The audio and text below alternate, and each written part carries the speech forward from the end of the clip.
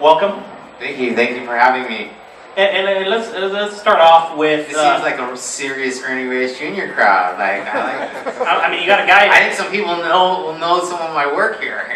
I mean, you got a guy in the front, 3 rows back, with the signed T-shirt. So that's impressive. Yeah, that is actually cool. Yeah. Now you look just like the picture, so I mean, yeah. that's the most amazing thing. Yeah, I know. A couple of the kids have been coming, our families have been coming up, and all the parents are really excited, and the kids are looking at me like, "Who that? This doesn't look like a Ninja Turtle." Like, you don't understand. That's Kino, the pizza delivery guy. They're like, "What?" So no, it's been. How was that experience working on Teenage Mutant Ninja Turtles? Let's start it off from there. Yeah, I mean, so some people don't know that I actually did the martial arts for the character Donatello in the first film. And it was kind of cool. Pat Johnson, who was the stunt coordinator on the film, I had known since, this is my hot tea. I feel like I'm just about getting a little sick. Thank you, appreciate it. So I'm gonna sip on hot tea in between. Pat Johnson, we've known him since I was a kid competing. I used to travel with my dad doing martial arts demonstrations and competing almost every weekend all across the United States. Pat Johnson, I knew Pat Johnson from those days of being a young kid competing. And Golden Harvest was the production company for the original Ninja Turtle films. I don't know if many people know that, but Golden Harvest is the production company that's responsible for all the early Bruce Lee movies, Jackie Chan, Jet Li. Like they were, outside of the Shaw Brothers, they were like the company that were making martial arts movies in the 60s, 70s, and 80s. So when I found out that, Pat had called me, actually it was the first time that they were bringing Hong Kong stunt guys to work on an American production. So, the Hong Kong stunt guys, especially in the 80s, they're crazy basically, and they're not used to having to work in America where, you have a lot of, there's a lot of safety factors, that's kind of like the motto when you're doing action sequences, like stunt safety first, because there's a lot of ways that people can get injured, like car crashes and fight scenes and fire and whatever it is that they're doing. So one of the guys broke his back in pre-production on the first Turtles. And so they had 3 guys from Hong Kong, and production was going to be starting pretty soon. So that's when I got a call from Pat Johnson, asked if I wanted to do the Ninja Turtles, and Jim Henson did all of the costumes, and then the Golden Harvest, which was like a legitimate martial arts movie making company. Those 2 people, I was like, oh yeah, I'm all in. And it was awesome. It was a lot of hard work though. So the costumes weighed about like 50 pounds. And they're made out of like foam latex rubber. So it's kind of like what a Nerf football feels like. But you can imagine like working 12 hours a day and being hot and sweaty in North Carolina in the middle of summer, 100 degrees, 100% humidity in this rubber suit all day long. So imagine taking a Nerf football and like dunking it in water. After a while, it's just like, it just gets heavier and it just gets hotter and it just gets. So we were filming, an average day is like 12 hours on a movie set. So you're just doing fight scenes like all day long in these suits that aren't comfortable, hot, and it was crazy. So the second movie, Golden Harvest, said we're going to create a character for you. And so they took me out of the costume, and I played Kino, the pizza delivery guy. So that was kind of cool. Literally and figuratively, a lot cooler. I was like, hey, so how's it in there? Yeah, I remember those days. But no, Ninja Turtle is awesome to be around. It's kind of cool to see it have its, kind of second coming. Just in terms of like the fan base growing, the kids, I think that the cartoon is awesome, and the IDW comics are awesome. The movies are the movies. No, I'm really grateful that I'm part of something that like Ninja Turtles that pretty much everyone knows around the world and part of people's childhood growing up. So. I'm guessing, in the 70s you watched the Bruce Lee, movies, and, obviously I'm going to guess that's probably, one of your bigger influences on the martial arts scenes. Talk a little bit about that, Sure. And... Yeah, so, Bruce Lee, I grew up in a martial arts family, but Bruce Lee was, like, my legitimate, like, hero, I love Bruce Lee. That's all I wanted to be like Bruce Lee. I see the haircut? No. But, it's like, that's what was my whole thing. I just wanted to be like Bruce Lee. Like, he had set kind of like a roadmap or a blueprint for me. I was like, I want to be a badass martial artist, and then I want to be in movies and TV shows, and that's what I want to do. And so, I was lucky enough, though, for some stars to be aligned in the sense that I had my dad, who supported that idea. It wasn't something I necessarily like vocalized really, but that was what was going on. I wanted to be like Bruce Lee.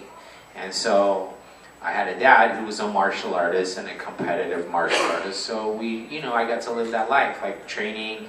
I grew up, I watched my dad be a martial arts competitor. So, that's kind of a different thing. You see him going to the track in the mornings and training and all of that. And then when I was about 8 years old or so, around there, I was competing, and ultimately I was kind of just emulating Bruce Lee. When I think back about it now, it's like just doing my best to be like Bruce Lee, but like really trying my best, like really, really trying my best. I used to wake up before school to practice, and then go to school, and then come home and practice some more. And it was all about being Bruce Lee, But that also shaped a lot, actually, and it continued to shape my life for years to come, like decades.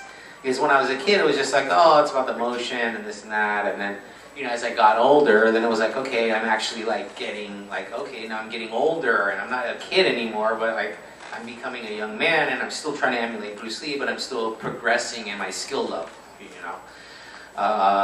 And even when I was getting ready for the rundown, it was just a kind of a constant, like, reminder in my head of, like, the bar that was already set for me. So it kind of inspired me all the time to work hard and to train and to try to be my best. Because I was like, well, it's just Bruce Lee, that's all there is. It's kind of like a martial arts snob a little bit, What? Chuck Norris? No, I'm just kidding. But yeah, I just love Bruce Lee, and he really inspired me, and he actually continues to inspire me. I actually had dinner when I was here in Stockton. Stockton, for some of the people that don't know, Filipino martial arts is huge in Stockton, because that's just, the port here and all of that. A lot of Filipinos, in the 20s and 30s and working in the fields. And so Danny Santos, who is in, I don't know if you've seen Bruce Lee's Game of Death, he's the guy with the sticks. He's a badass, yeah, legitimate badass. And so he was a student of Bruce Lee, and then also introduced Filipino martial arts to Bruce Lee, sticks and that kind of stuff. So Stockton is a kind of historical place for Filipino martial arts. And I actually had dinner with him this weekend here. So I was like, Bruce Lee's back again. I just can't get away from Bruce Lee. Everywhere I go, it's Bruce Lee. But it really is true. 2 years ago, I had kidney failure. And so I do dialysis 3 times a week, which is a crazy world to be in. But it's my world now, and there's nothing you can do about it. So, but, I didn't realize really actually what my martial arts training was really all leading up to. Like, I had no idea. When I was a kid, I was like, oh, well, I'm just doing martial arts because I want to be in the movies, I want to be a badass, I want to be all these things, right? And so I trained my martial arts, and I trained real hard, and I did everything I could to be just the best there was, And but I had no idea that really my training in martial arts was going to come. Why I was going to need my martial arts was going to come much later in life, and not what I thought it was for.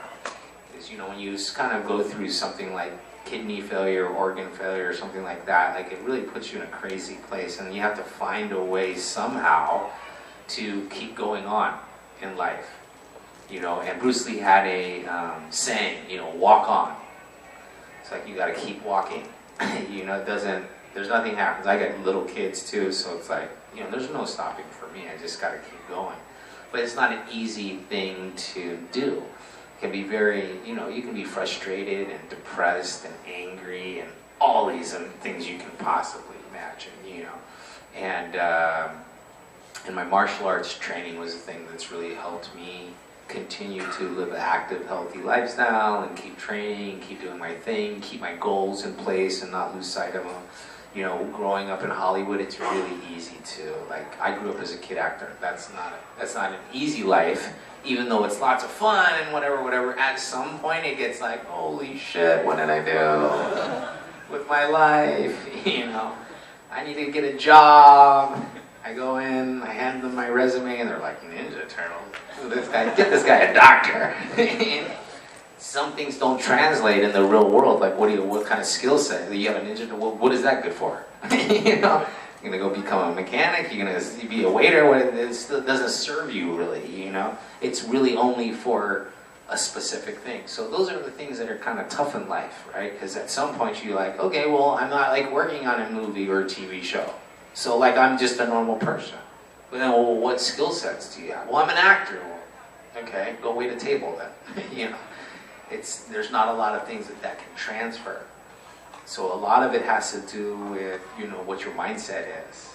You know, how do you perceive these things? You can be, which a lot of child actors, they start to be pissed and they start to, you know, and it's all the things that come along with that kind of stuff because they can't figure it out, you know. My martial arts always kind of brought me back. Bruce Lee always kind of, I was like, oh man, I can't go too far off the deep end, you know, because I gotta get back on my pathway and keep walking, you know. And so Bruce Lee has been a tremendous influence on my life, as I'm sure many people, but definitely a tremendous influence, continues to be a tremendous influence. And you know, the first movie that I ever did, The Last Dragon, anybody? Last Dragon, yeah. And, you know, my dream was always, oh, I want to work with Bruce Lee, and you know, he's dead. Like, you're not working with Bruce Lee, kid. And in the first movie that I ever went, it was like, well, no, I'm in a movie with Bruce Lee. He's right there on the screen, you know. So it was kind of like a dream come true, really, when I got into film my first movie. I'm like, I'm in a movie regardless with Bruce Lee. He may be like on the movie screen in 7th Avenue, but he's still in the movie, you know. And so that was like a real, you know, big thing. And even having dinner last night with Guru Dan and Asante, that was like a big thing. Life came full circle for me. You know, I'm like, I'm here at a, you know, Comic-Con, but this is it, man. This was what it was all about. These guys that I would see on the movie screen that I wanted to be like and that inspired me and motivated me to like be my best. You know, I'm here. Bruce Lee's not here, but I might as well be because I'm sitting here listening to stories of them training and them working on movies together. So Bruce Lee has been a tremendous influence in my life. What about the aspect of choreographing the fight scene? Obviously, you know, with your martial arts training, I assume that helps. Also, being in, you know, as you said, that suit for 12 hours, it's got to be a lot of mental preparation as well. So, what are some of the challenges of doing physical fight scenes in a movie? Most of the time, the biggest challenge is there's no time to do it the way you want to really do it. That's really the biggest time. You're like, okay, I got this great idea. Okay, well, we have 45 minutes to shoot the whole thing and the sun's going down and there's no time to do anything. You're like, okay, well, I guess it was just being in training in shape for the last 10 years to get this thing like rushed through. That's normally the biggest challenge. No time to do it the way you want to do it.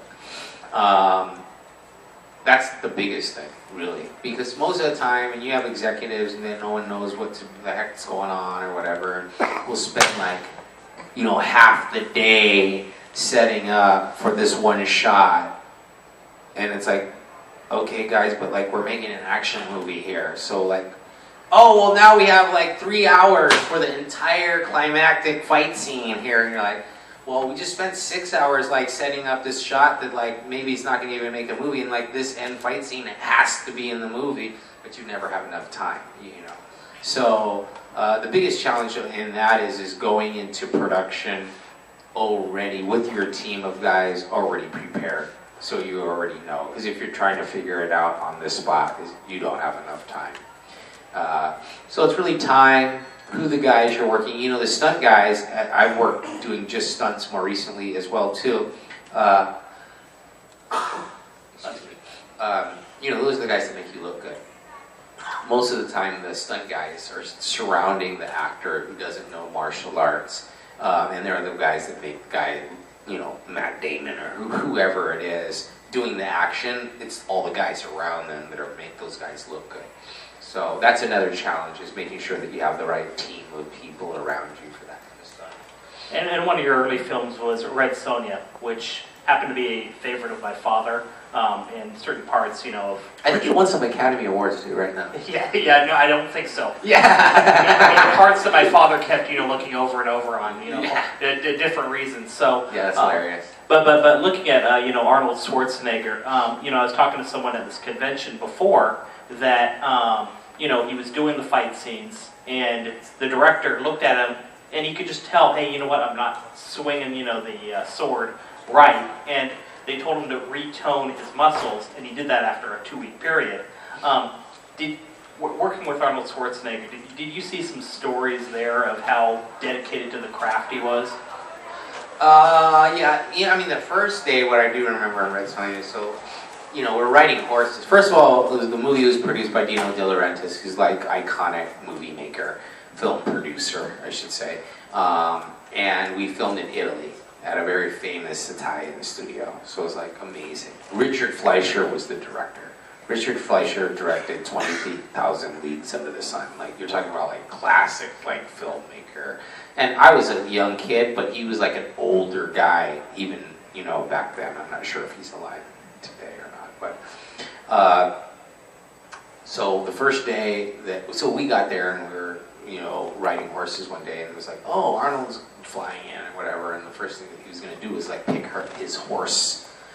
So like, oh, okay, you know, so they brought him out to the thing, and, you know, there's all these horses to choose from, whatever, and he chooses this guy. All right, let's just get him saddled up, and we're going to try, you know, test the horse out. All right. He gets on there, and like 2 seconds gets bucked off and like breaks his ribs or whatever on the first day of arrival or whatever. All the production people are freaked out. But, you know, he went to the hospital and they checked him out, did whatever, and he was kind of up and going the next day, you know, fighting through it. But, yeah, I mean, he worked out, was another person. You know, my dad was into martial arts and fitness and training. So, you know, when I was a kid, I'd seen, like, pumping iron and all of that stuff. Even Arnold smoking the joint at the end of it and all that good stuff. But, you know, he goes and he picks his horse out, and I was like, man, this Arnold Schwarzenegger. It's like, you know, I mean, I saw him in the magazines. My dad would have the magazines around. I'm like, man, it's crazy. But yeah, he got bucked off, but he was in there, and he would train every single day, you know, after, you know, it's a long, hard day of work, you know, 12 hours, whatever, minimum, and then, you know, he was always be hitting the gym, and I'd go there and actually work out with him, too. My dad had me lifting weights and everything. He'd always laugh because I'd like give him my little posing routine. I'm like, come on, Arnold, have a pose down, whatever. He would laugh or whatever. But one day we came back from the day was over filming, long day of filming, and went into his dressing room to say goodbye to him for the day or whatever. And he had, you know, a VHS tape, and he handed it to my dad and I at the end of the day. He's like, yeah, check this out. This is a movie that I just did, and it's coming out this summer. And I'm like, oh, okay, cool. We went back to the hotel and like popped it in right away. And it was Terminator. Yeah, so that was kind of cool. Like, I got to see that like 6 months before it came out, and then I was just like, oh my God, it was like the most amazing movie I'd ever seen, you know? I like, wait, what movie are we making again? I want to make that movie. So, yeah, there's a couple of my Arnold stories, but yeah, it was great. I mean, I've been really lucky too. You know, people say, oh, you've done all this stuff. You know, as an actor, I've worked for 30 years acting. I haven't done that much stuff over 30 years. I've done a lot of stuff, but not over 30 years. You know, some people, they're just, you know, they're just constantly working and whatever. That hasn't been the case, but all the stuff that I've been in have been really cool, or at least like cult classic status. You know, if they weren't great movies, like people love them for other reasons. So I feel pretty lucky. Even read Sonja was, the movie came out and it was what it was, but the making of it was awesome. Because I mean, they had these scenes where like, my city had been destroyed. And so, like, there were giant pieces of giant statues that had, like, crumbled all over the city, and there was, like, this giant hand, and this, over this, running water, and it was just amazing. But these things were all built. It wasn't like nowadays CGI, and everyone's on a soundstage, and, like, spandex, and, that kind of stuff. Like, this was like we were actually doing it, like, running around, horses, swords, Conan. I mean, I was like, yeah, I'm pretty much in heaven. 12 years old. I mean, what could be better, So. How about we open up to questions out of the audience? In the back. Oh, yeah. Yep. What was it like working with your father in the movie Surf Ninjas? Yeah, it was really cool. Yeah, it was awesome. I mean, other than, it was another movie where it was like, Surf Ninjas, people love that movie. I've had a lot of people that come up to me, I love the Surf Ninjas. But from a production standpoint, it was kind of like the same thing. It was like, we're trying to do these fight scenes, and like, you just don't have enough time to like do them exactly the way. So my dad and I were kind of responsible for all the fight stuff. So it was a little bit challenging for us on the production side, because we never had enough time to do the fights the way that we wanted to. And I just worked on Ninja Turtles 2, which had a lot bigger budget than Surf Ninjas, but like, you had a little bit more time to, and this was, a chance to make a movie that I was starring in, but we had like no money, so it was just, that was kind of like our experience working on it with my dad. But other than that, it was a lot of fun.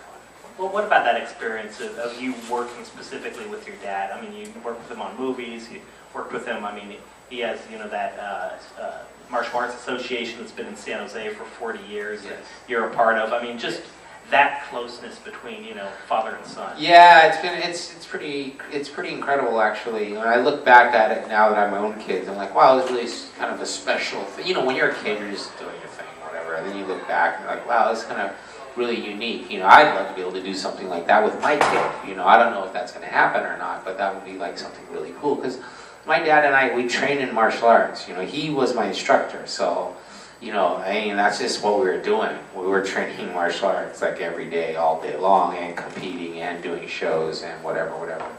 How I got discovered for films and television was I was doing a demonstration with my dad. We were in Las Vegas, and we did a demonstration. The crowd went crazy afterwards, and this lady came up to me, who eventually became my manager. She came up to my dad and she was like, "Does he speak English?" He's like, "Yeah, Ernie, get over here." What up? So she ended up, eventually becoming my manager. But at the time, I think probably about 8 years old or so, 8 or 9 years old. And we were competing and traveling, and we were like, we don't have time to like really. We were just getting into that, competing. I was just really getting into it, and I was starting to like win a lot of tournaments, and we were traveling, and so it like just wasn't the right time. So we were like, thank you very much, but like we're competing, and we're just too busy training, basically. And so she said, okay, and then 4 years later, we had competed, and we had traveled, and we had won pretty much all the tournaments that we could, and had demoed everywhere, and it was like, okay, what's the next step? Oh, well, maybe we should, try to get back into movies and television. That was the dream anyways. All right, well, let me try to find that card. So my dad is digging through and like found the lady's card. It was like 4 years later, calls her up and says, hey, Ernie's, ready to kind of get into films and television. We're done competing, and, we were wondering if you'd still be interested in, managing Ernie. She's like, I don't know. Has he grown any? And my dad's like, nope. And I actually hadn't really. I was like 8 to 12. I was like pretty much the same size exactly, And so we ended up moving down to Los Angeles, and so my dad and I, we lived in a garage when we first moved down to Los Angeles. My dad, we were just martial arts people. We could barely pay the rent at my dad's karate school, like, which was like $275 at the time. You know, it's like, I don't know. Like, so you have to move down to Los Angeles in order to, you know, pursue films and television. You can't be in San Jose, like that's, especially that wasn't even like now where there's the internet, or it's just like you have to be there, and you know. Okay, so we moved down to Los Angeles, and we lived in a garage, and there was, you know, just like a hot plate, and like we had nothing basically. We used martial arts, you know. It was actually, when I look back about my life and with my dad, it was like probably our best times that we shared, you know. We didn't have anything. We just had martial arts, and we had each other, and we were happy to be even like having any kind of opportunity for anything. It was like, wow, this is cool, like, you know, we're trying our best to make something happen in life, you know. So I got to share a lot of that with my dad, and then, you know, when we got sidekicks, we got to move out of the garage, and it was like the Jeffersons. I was like, moving on up, woo, to the east side, yeah. And so I was, you know, I was super excited, and we got to share that moment, you know, where like our life changed because of all the hard work and dedication that we put into training martial arts. Like, okay, we got a series. We didn't know that life really didn't change, but it seemed like everything was going to change, you know.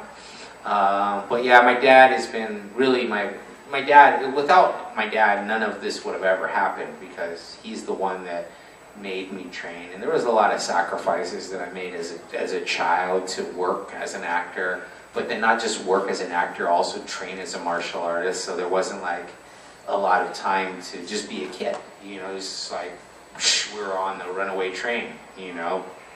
But you know, I'm very grateful for everything that my dad. Like I said, I didn't know all the things that my dad was teaching me in martial arts. I thought it was like, oh, because I'm trying to become like Bruce Lee and be in the movies and TV. And then it was like 30 years later, it's like, no, it's because when life gets really hard, which it will get, your martial arts training is going to come in useful, because you're going to have developed a mindset of like, hey man, bring it on. Kidney failure, what can you do? Keep going. Yeah, I mean, what are you going to do? You just have to keep marching forward and keep pursuing your dreams and keep not losing faith and keep staying positive. And it's not easy to do in the climate of today's society and work, and I mean, it's just craziness, right? But my martial arts training, and that's really, you know, due to my dad. So yeah, that's me, my dad. Go ahead, yeah. I was going to ask, after the second film wraps up, the Teenage Turtles, and the third one was in speculation, like the box office as well, did Surf Ninjas put you in a different project with New Line Cinema, or did they approach you about the third film? No, it was, yeah, it was kind of, it's interesting, actually. I never really talked about this too much, but, so, yeah, Ninja Turtles, after Ninja Turtles 1, Golden Harvest said, hey, we want to do movies, you know, with you. We're going to take you out of the costume and make you a character. It's like, awesome. And then the weekend after Ninja Turtles 2 opened, it opened like $25 million at the box office. It was like crazy. It was like awesome. And then on that Monday, New Line had called my agents, whatever, like, hey, we want to make movies with Ernie. So then they brought me in. They were trying to figure out, well, what are we going to do? You know, like, we need to pair you up with somebody. You know, there's going to be like Hulk Hogan, because you know Hulk Hogan did that movie with New Line. What was it called? Yeah, Suburban Commando, right? Yeah, so, and I was like, okay, that could be kind of cool.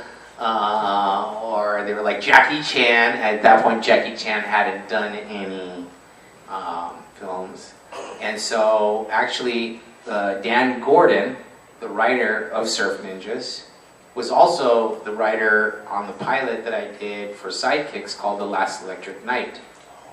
So a lot of people don't know that, because Pod Tucson exists in Sidekicks, and Pod Tucson also exists in Surf Ninjas, and that's because of Dan Gordon. A lot of people don't know that. But so Dan came in and pitched like 3 different movies to New Line, and New Line picked at the time what was called Surf Warriors of the South China Sea, which eventually became Surf Ninjas. They were like, nah, Ninja Turtles, just name it Surf Ninjas. So it ended up becoming Surf Ninjas, and he wrote that film. So I don't know how I got it. Well, and then the Ninja Turtles 3. Oh, Ninja Turtles 3, yeah, so New Line called me in, we had that thing, they picked a movie, and we were off on, like, we were basically developing the movie. I think a little bit Ninja Turtles, because I kind of, like, okay, now I'm making my own movies, you know, they were a little bit like, I'm kind of happy that I wasn't in 3. Anybody agree with me on that one, or not really? Okay. Yeah. We'll keep it all positive. No time travel for Kino. But yeah, so I was basically doing Surf Ninjas in the prep of developing that, and I was also a producer on Surf Ninjas. It was like, okay, I'm making my own movies now, which was always my dream. Going back to my dad real quick, when we were, you know, we would travel doing demonstrations, and my dad was very instrumental in kind of bringing creativity to demonstrations in the 70s. In martial arts demonstrations in the 60s and early 70s was very traditional and boring, and we came out there and we were like playing disco and wearing wigs and doing fight scenes and like crazy stuff and like very entertainment driven. But my dad and I were also making like 16mm movies like in 1979 or whatever. I mean, it was like the days when people were making like 16mm movies, and we were, you know, working with young filmmakers in San Jose. I think they were going to San Jose State or something like that back in the time. We were making our own like 16mm movies. I was even making my own 8mm movies, like martial arts stuff when I was a kid. So for us to get a chance to kind of work on the films together was awesome. But yeah, so Surf Ninjas happened right afterwards, and they were kind of, productions were kind of going simultaneously. And I think that probably behind the scenes there was probably little beefs between New Line and Golden Harvest and all the different companies. So I ended up, you know, going to Surf Ninjas. I mean, I love that movie too. This day, I'm like, come on, Rob, Surf Ninjas 2, right? Yeah, it's like 25 years later. You know, Johnny's still in Venice, hanging out, like whatever, running the burger stand himself. I mean, you can come up with all kinds of shit. Tom Logue. Not to be like a downer, but Yeah. yesterday was the 9-year anniversary of Julius Carey's passing. Yes, amazing guy. What was your first reaction when you saw him dressed up as Shonuff? I knew it was awesome. It's like, you know, that, because the thing about Shonuff was, it's like, he's a real actor. Like a real actor, like, you know, a real actor, like, you know, Broadway, like a real actor, a theater-trained actor. And so he, you know, when he was playing the role, he was so committed to playing the role. It wasn't like he was like, ha ha ha, aren't I being funny, aren't I being cool, or cheeky, or campy, or whatever. Like, he was so committed, and I think that's why it works, because he's a great actor, and his performance comes off, he's the best thing in the movie. I mean, he made that movie. So, other than me, no, I'm just kidding. But no, he's a great actor, and it was great. I actually I ran into him like in an audition for something years later. This was probably now, I don't know, 10 years ago or so. But it was great to see him. I was like, yeah. So, you know, it was like, at that time, it was, you know, 25 years ago or something. And yeah, he's a very talented guy. Because he wasn't a martial artist. That was the great thing. But he was pulling off just the energy that it took to play that character. He did an amazing job. Yeah. Have you ever taken into consideration making your own martial arts studio in Stockton? No, I haven't. I know my dad has a big organization. There's 50 schools in his association. They're all across the United States, and I know that there was a school, an Ernie Reyes school here in Stockton. I believe it's still here. I'm not sure if it's in the same location or not. He has a great curriculum. It's very family friendly, but it's you know, covers all of mixed martial arts, from, you know, kickboxing to ground fighting to MMA to jiu-jitsu to everything you can possibly imagine. So he's done an amazing job in creating a great curriculum for people. Do you see that? Yep. Which one? Yep. Have you ever thought about doing like a voiceover guest appearance in the new Ninja Turtles cartoon? You know, I actually just worked with Kevin Eastman at a con in Texas this, I don't know, a couple weekends ago.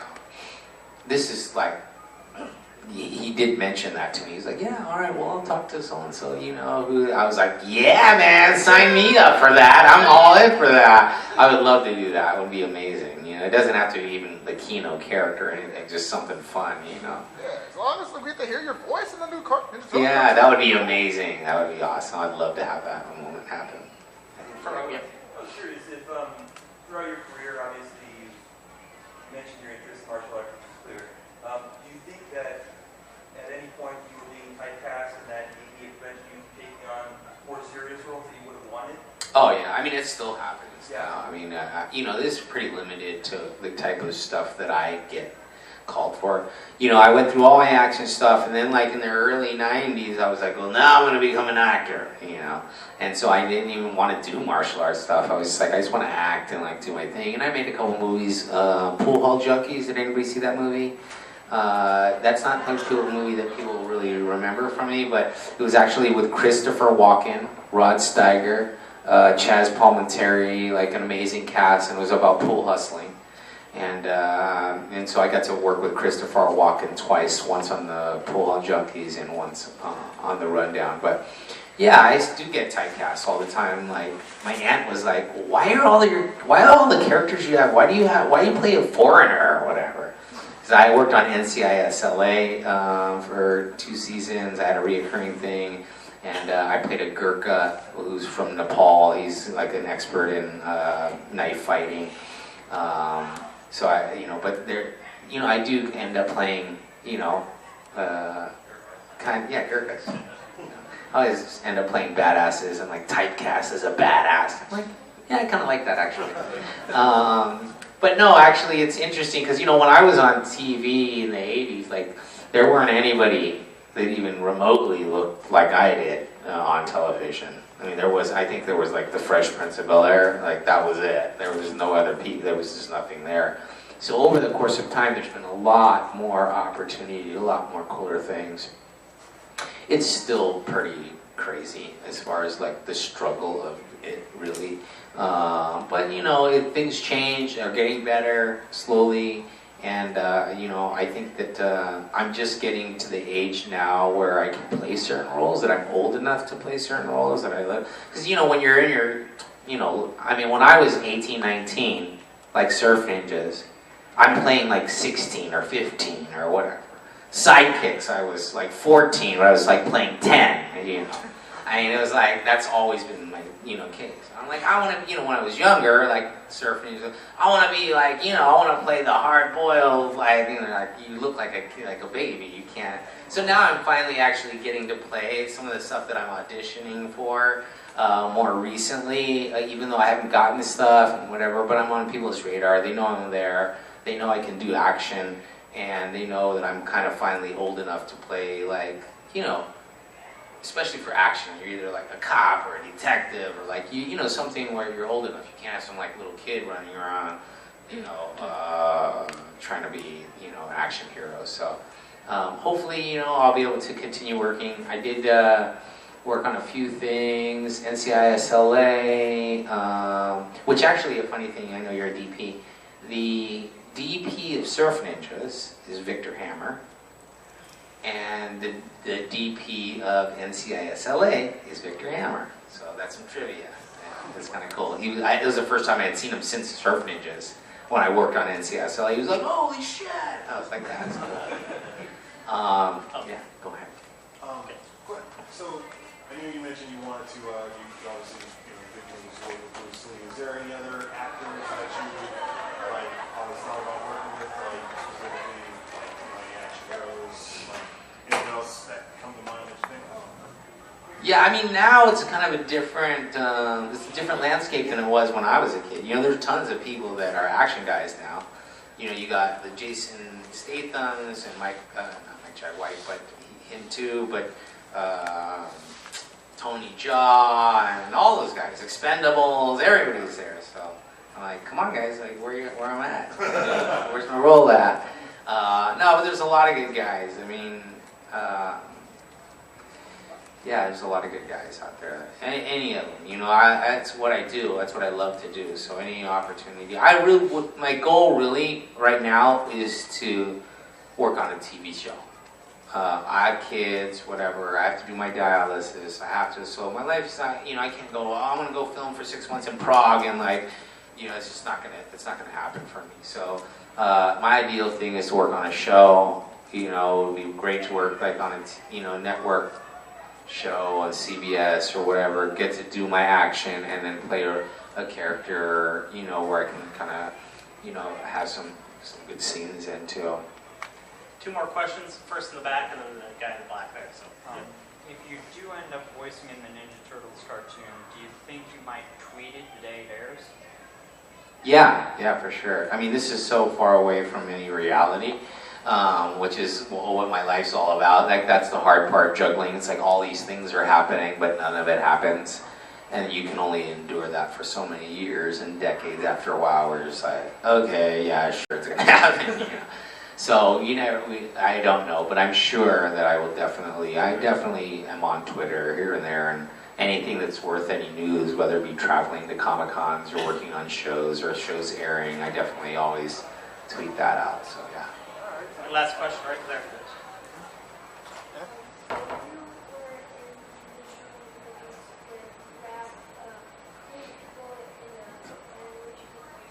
The Foot Clan? Yeah, it was kind of cool because, after the first movie, they strapped the Hong Kong guys for whatever reason. Maybe it was because they couldn't speak English or whatever. But then they got martial artists that were from America, but like people that I all knew. So it was like, oh, cool. You know, my friends Stephen Ho and Larry Lamb and, you know, Ho Sung Pak. These are the guys that were like top tier like martial arts performers and are now like in the costumes. The Hong Kong guys aren't there. So the Foot Clan were also people that were basically from, you know, either the local area or in the region, top tier kind of martial arts guys. And so because my dad and everybody else, that we knew everyone, so we kind of, you know, and everyone knew about the project, we were kind of like got all the best guys. Well, let's give a hand for Ernie.